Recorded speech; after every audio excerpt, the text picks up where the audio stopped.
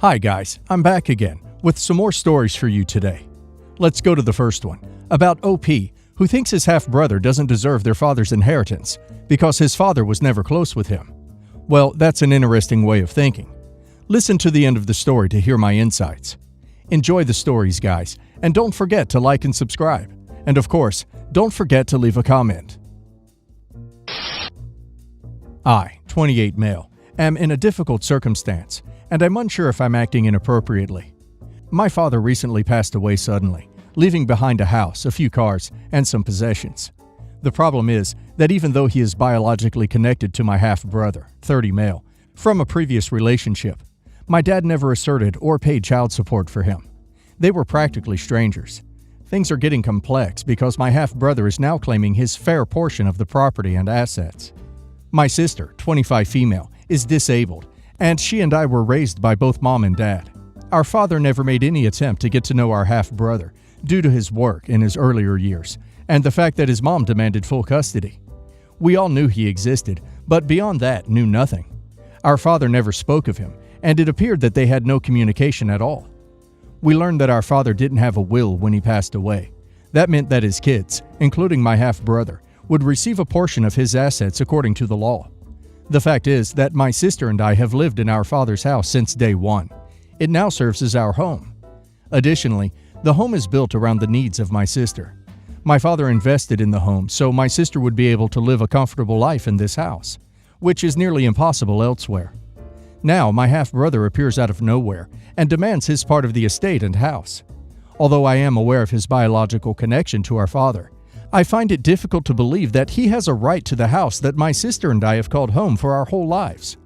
There are modifications in the house that are needed due to my sister's disabilities. Relocation, both physically and emotionally, would be difficult. I've struggled to decide what to do.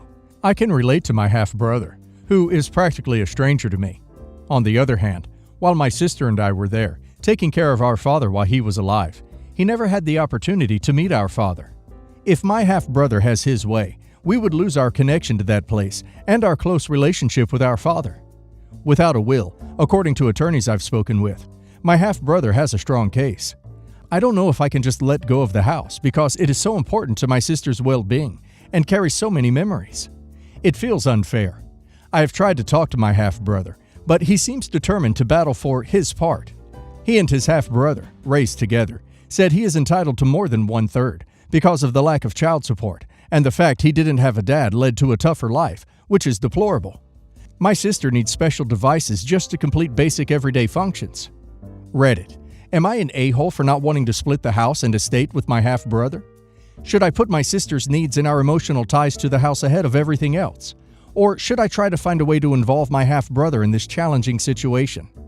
OP is definitely in the wrong here. His half-brother has the right to the same share as OP and his sister, and especially so because he was abandoned by his father. He already grew up without a father. It was not his fault his mom asked full custody, and OP's father never even gave child support that he should have given. I think OP should try to make him understand his sister's situation, and maybe they can come to a sensible solution. Let's see what the community has to say. Reb Lev says, "The a-hole in this story is unfortunately your dad, and these are the consequences. Can you understand your half-brother is probably bitter about this situation? Maybe he genuinely needs money, and he knows this is a perfectly legal way to get it. Are your half-brother's struggles not important at all? At least you had your dad in your life, and didn't have to go through life knowing your dad had no interest in you, both emotionally and financially. You were denying your half-brother his last legal rights as a son to a, for him, deadbeat dad." Outrageously Penguin says, "You're the a-hole. Your argument is literally that he deserves less of a share of the estate because his father abandoned him. He was physically and emotionally abandoned. Why not financially too, huh?" Odd Mess 1511 says, "Splitting the estate in 3 is fair. He can't help it your dad was a crappy dad to him. Extra for back child support is pushing it." Roughly 2 years ago, we were at a family gathering. Somewhere in the mini conversations, brother-in-law started talking about starting a business. This piqued my interest, as I know brother-in-law doesn't follow through with anything, but he sounds excited. So I joined the conversation, and it turns out brother-in-law wants to open a laundromat and has done some amazing and detailed research into the matter.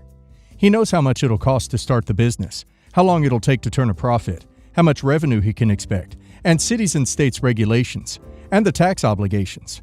In short, he did all the legwork it takes to go to a bank to ask for a loan. For once, I was actually interested in what brother-in-law was saying, but I wasn't interested in his business plan, as I had a great job at the time.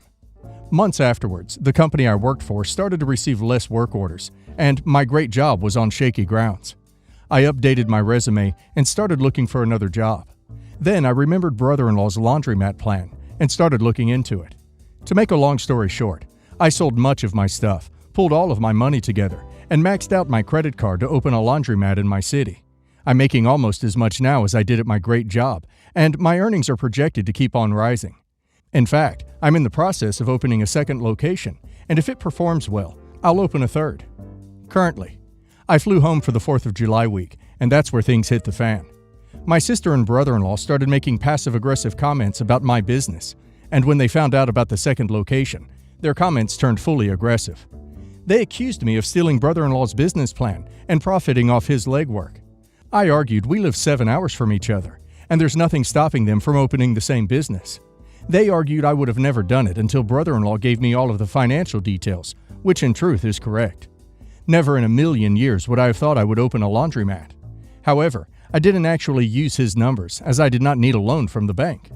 There's a huge fight between us right now, and they demand I bring brother-in-law into my business. My parents think I should because it was his idea, and it'll keep the peace in the family. I don't think I should, since he came up with the idea, but I did all the necessary work to make it actually happen. What do you think? Well, you snooze, you lose. OP didn't start his business in brother-in-law's market, so OP isn't stealing any business from him. Looks like OP is more successful than he is, and he is jealous of OP. Too bad for him. Still not OP's problem. Let's see what the community thinks.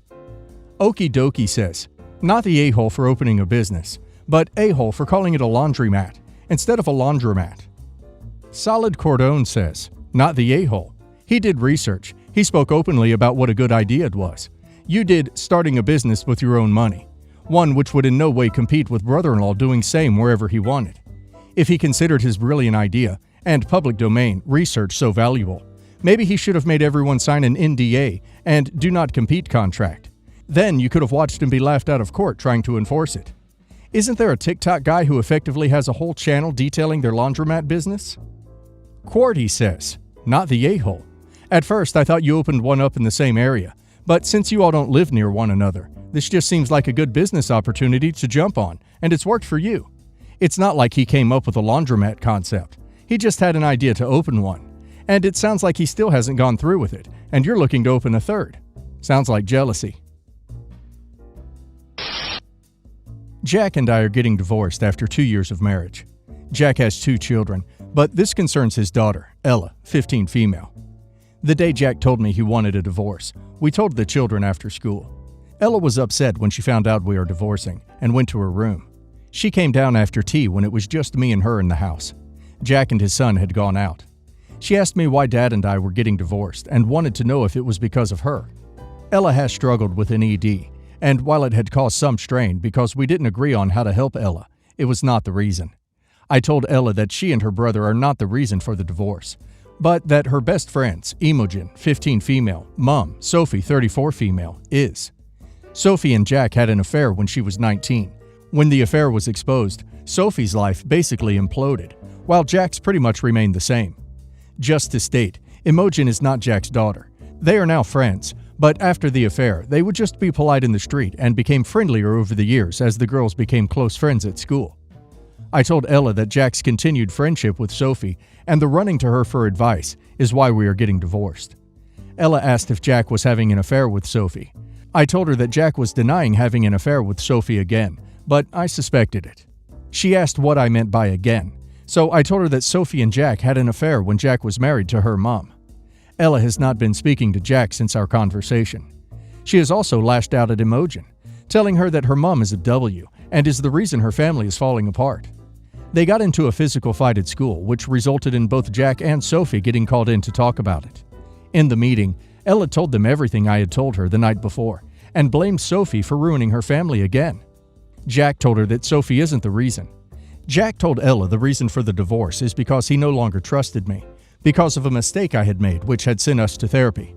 Months of therapy weren't able to repair his trust in me. After Jack and Ella came home, she is now not talking to me either. Jack is furious that I said anything to Ella and that I ruined Ella's friendship with Imogen. Jack snapped that it was not my place to say anything to Ella. He was angry that I was still stuck on his friendship with Sophie and continues to maintain nothing is going on. He told me that Imogen told Sophie in the meeting that she wants to move to a new school, where no one knows her mom is a W, and that was my fault. Am I the a-hole? Ella asked me for a reason, and I told her. I do believe Sophie is the true reason, as the relationship between them is weird. To be honest, I feel like OP should have just told her that she wasn't the reason for the divorce and left it at that, because now it's tearing the children apart. OP should have kept things short and simple.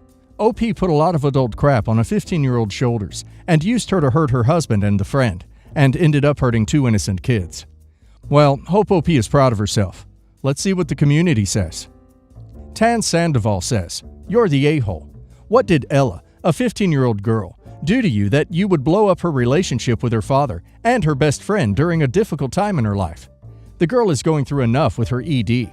Why would you cut off 2 of her main support lifelines when she's already struggling as it is and likely to need more support in the future? Your marriage issues are your problems. Keep them to yourself and tell your besties. It is not appropriate to overshare adult drama with a 15-year-old child who is not your own over tea. And it wasn't the truth, was it? You conveniently left out your own mistake, which is the actual reason for the divorce. So what you did was distort the narrative into a damaging lie, feed it to a child who trusted you, and watch her world burn. You blew that girl's life up for no reason other than your own bitterness.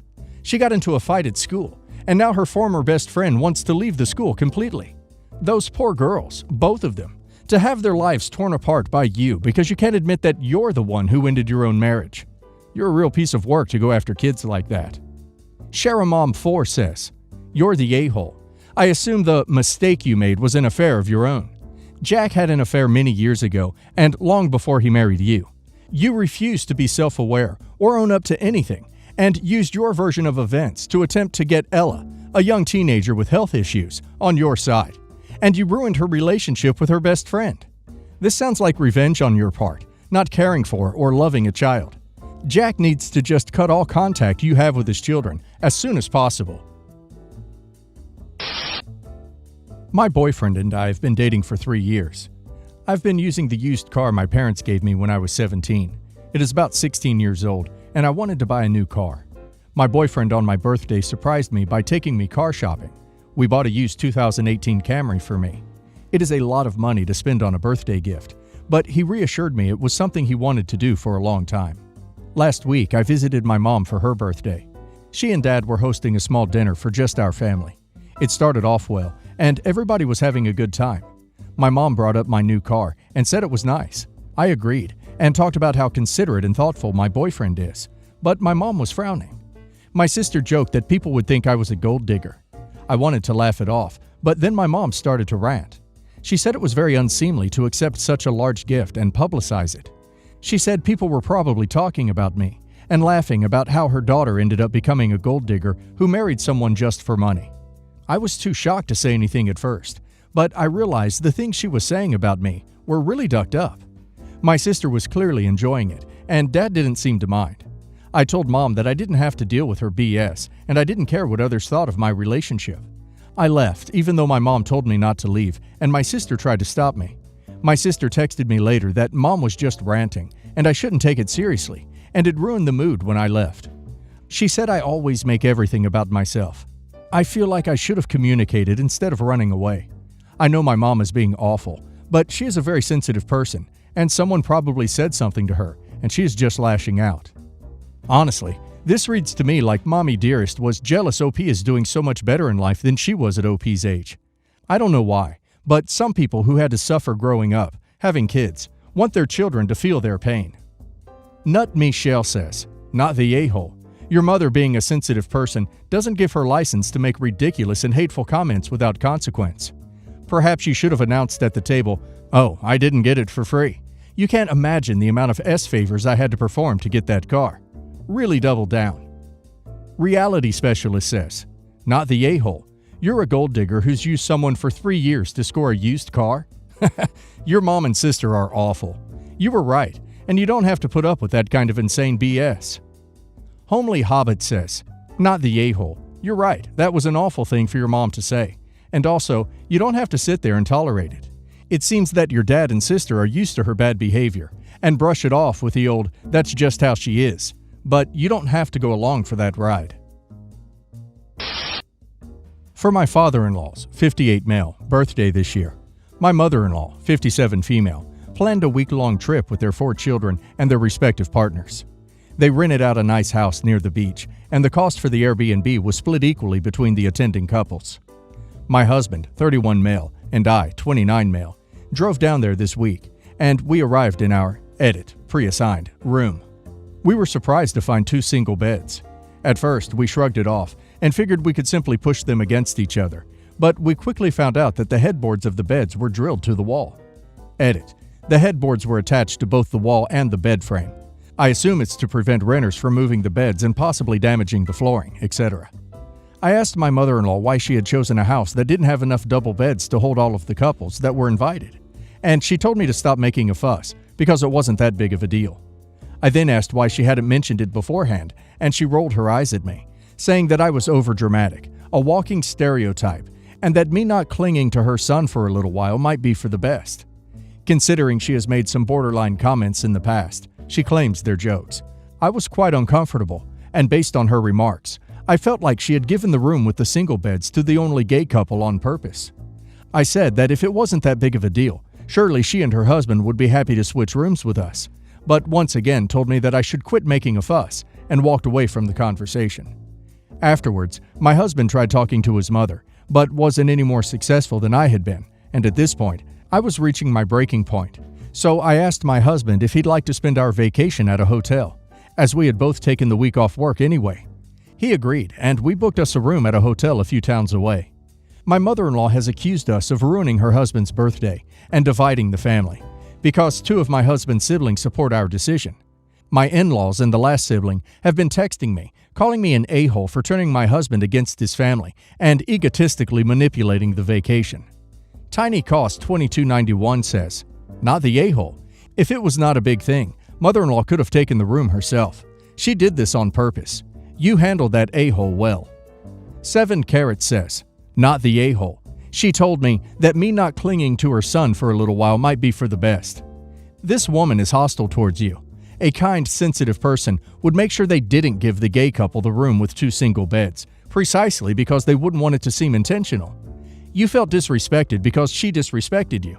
You don't have to confront her about it, but you are entirely right to move. Anyone claiming that you ruined the vacation is conflict-averse and cowardly. She committed the offense. You established a boundary. Establishing a reasonable boundary is not being dramatic or manipulative, but people without the guts to stand up to aggression will always act as if the person who does is the problem, not the aggressor. To hell with that. Pine Box Waiting says, not the a-hole. Given your mother-in-law's comments, your reaction was absolutely justified. Weirdly, were you straight and had done the same thing, I'd say you were being selfish, but this seems pointed on mother-in-law's part, and that's not okay.